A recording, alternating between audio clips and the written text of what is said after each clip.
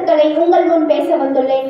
தமிழ்நாட்டின் தனி விழா, பண்பாட்டு பெருவிழா, மனித குலத்தின் மாண்பையும் தமிழக மனிதர்களை மட்டுமல்லாமல் விலங்குகளையும் நேசிக்கும் பண்பாடு வாழ்பவர்கள் என்பதை உலகிற்கு உணர்த்தும் உன்னத விழா. அது மட்டுமல்லாமல் உறவினர்களோடு ஒன்று கூடி வாழ்பவர்கள் என்பதையும் உணர்த்தும் விழா போகி.